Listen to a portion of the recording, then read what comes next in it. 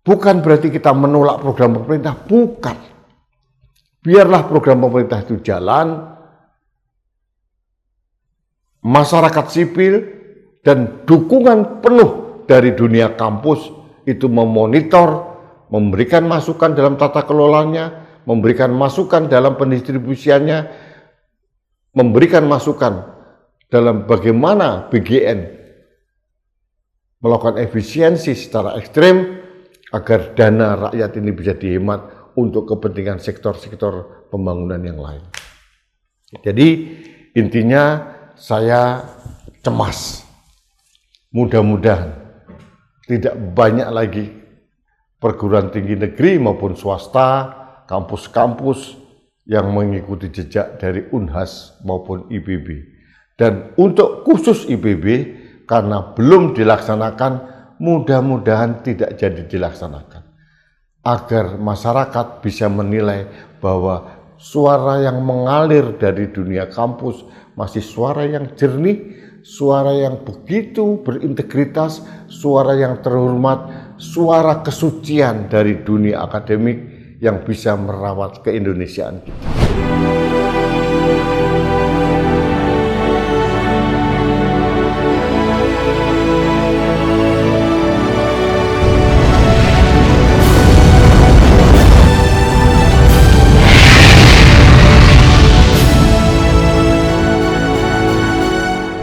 Halo sahabat Indonesia, kita bertemu kembali dalam Opini Rudi di Anak Bangsa TV.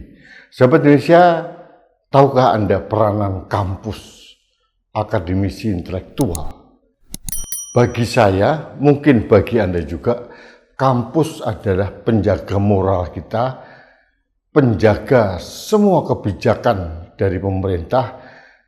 Dari kampus kita berharap kita mendapatkan suara-suara genuine, murni dari para guru besar akademisi untuk menjaga Indonesia.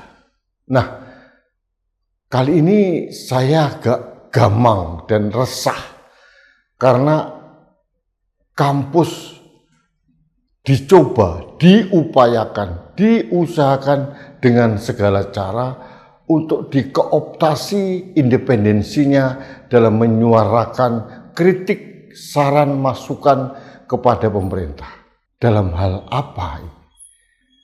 Saya membaca beberapa statement dari Kepala Badan Gizi Nasional, BGN, yang mengelola MBG, Makan Bergizi Gotong Royong, bahwa Kepala MBG menghimbau atau meminta bantuan kepada kampus agar mendirikan dapur SPPG, Satuan Pelayanan Pemenuhan Gizi. Dapur MBG didirikan di kampus. Waktu itu saya berharap dunia kampus sontak menolak ide itu. Karena apa? Karena MBG meskipun niatnya baik, tapi tata kelolanya buruk sekali. MBG sudah menghamburkan dana rakyat dari APBN kita dengan pembelian-pembelian yang tidak masuk akal. Sebutkan saja, pembelian motor listrik, kaos kaki, sabuk, alas kaki, IT, untuk IO, untuk segala macam urusan yang tidak masuk akal. Saya sebagai masyarakat sipil, bagian kecil dari koalisi masyarakat sipil, sangat membutuhkan kampus sebagai sparring partner atau sebagai barisan yang memberikan masukan kepada pemerintah agar membenahi tata kelola MBG. Lalu bagaimana kalau kampus yang saya harapkan menjadi suara bersih, suara yang berbobot dari akademisi, dari guru besar, tiba-tiba menjadi pemain dapur MBG. Bisakah Anda bayangkan? Beberapa hari yang lalu saya mendapat kabar, Universitas Hasanuddin di Makassar tiba-tiba mengumumkan telah membangun dapur SPPG. mungkin dibantu oleh BGN pendanaannya pembuatan dapur untuk sekitar 2.500 sampai 3.000 penerima manfaat. Saya bingung, mengapa UNAS begitu saja menangkap peluang itu? Dan saya juga mendengar alma mater saya, Institut Pertanian Bogor, IPB, juga akan berencana membangun dapur MBG. Saya sedih. Sebagai alma mater dari IPB, saya menolak keras keterlibatan kampus dalam pengelolaan dapur SPBG. Karena bagaimana mungkin dunia akademisi, dunia kampus yang seharusnya memberikan masukan kritik terhadap tata kelola MBG yang menghabiskan dana APBN termasuk menggerogoti dana pendidikan menjadi pemain dalam pengelolaan MBG ini. Saya agak sedikit terhibur dengan suara tegas dari Rektor UI yang mengatakan silahkan mengelola dapur tapi tidak di kampus, kurang lebih begitu. Apakah kampus-kampus yang lain termasuk kampus swasta, kampus negeri, itu mempunyai sikap yang lebih tegas terhadap himbauan dari BGN? Bagi saya, upaya dari BGN ini adalah untuk mengkooptasi independensi kampus, dunia akademis. Rakyat seperti kami-kami ini membutuhkan dukungan dari suara kampus untuk mengkritisi APBN yang digunakan dalam proyek MBG ini. Saya katakan proyek, bukan program. Karena orientasinya adalah keuntungan. Mereka mengatakan setahun, 2 tahun akan balik modal. Masuk akal. Bayangkan, dari proporsi 15.000, yang 5.000 adalah keuntungan kotor pengelola dapur MBG. 5.000 kali 3.000, 15 juta per hari. 1 bulan sekitar 25 hari. Setahun 12 bulan. Berapa uang yang diterima oleh pengelola dapur SPBG? Dan karena hal itulah saya memprotes keras. Manakala pengelola dapur SPBG sudah mendapatkan keuntungan yang luar biasa hebat, tiba-tiba BGN masih membelanjakan banyak barang untuk membantu dapur SPBG. Bagi saya nggak masuk akal. Motor listrik katanya untuk daerah-daerah yang terpencil. Tidak masuk akal. Bagaimana daerah terpencil, daerah 3T yang sulit akses listriknya diberikan motor listrik. Ini kan nggak masuk akal. Dananya triliunan-triliunan. Beli kaos kaki, beli ikat pinggang. Macam-macam lah. Nggak masuk akal. Nah, untuk mengkritisi ini saya membutuhkan dukungan dari kampus. Suara mereka lebih berbobot, lebih genuine, dan mereka tidak punya kepentingan kecuali satu kepentingan, merawat Indonesia dan menjaga Indonesia. Dari kampus kita berharap merawat akal sehat kita. Kita bisa memberikan kritik, saran, masukan secara konstruktif pada pemerintah, dan itu saya harapkan dari dunia kampus. Kalau sekarang dunia kampus dikooptasi dengan program MBG, program populis yang sangat ekstrem ini, saya sedih sebetulnya. Saya berharap kampus-kampus yang lain, rektor-rektor yang lain, baik rektor di perguruan tinggi negeri maupun swasta, berani, tegak, berdiri, menjaga independensi kampus. Independensi dunia akademik. Jangan mau dikooptasi dengan program pemerintah yang populis.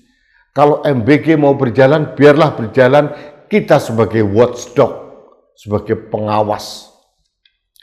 Kita ingin menagih janji dari BGN. Katanya sudah ada instruksi dari Presiden agar penerima manfaat MBG lebih selektif di daerah 3T, kemudian daerah kemiskinan yang ekstrim dan ibu hamil. Tidak perlu massal seperti sekarang. Tidak perlu bicara kuantitas yang katanya sudah 80 juta sekian. Lebih baik kita bicara kualitas.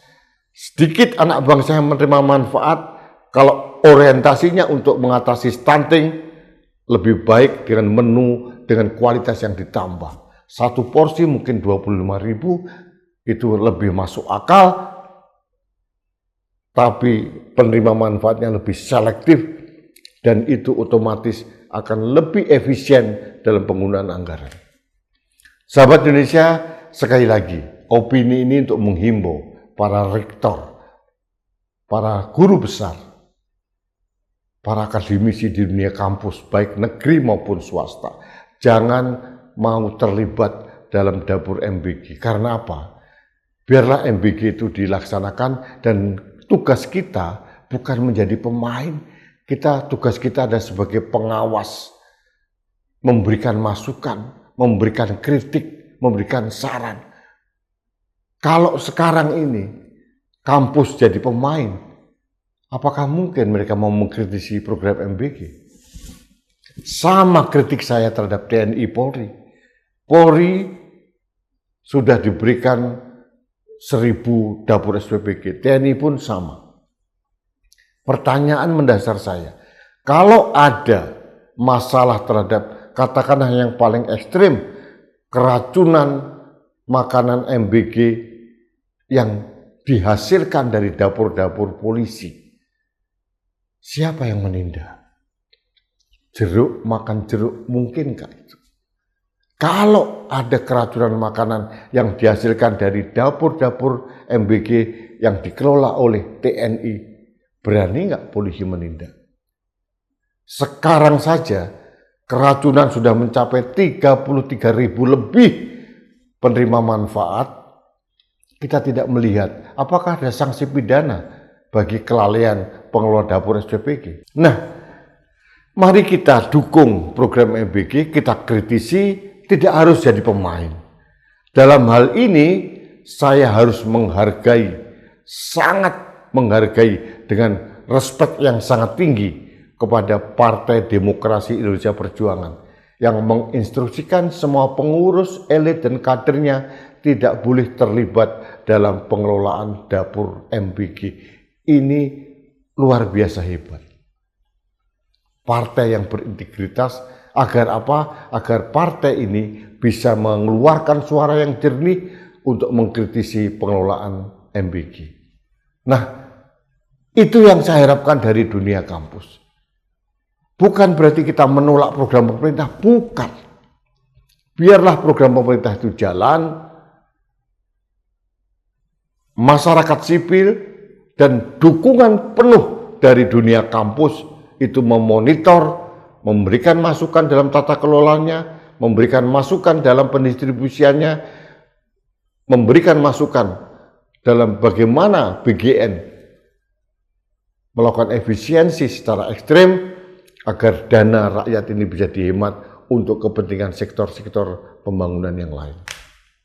Jadi intinya saya cemas.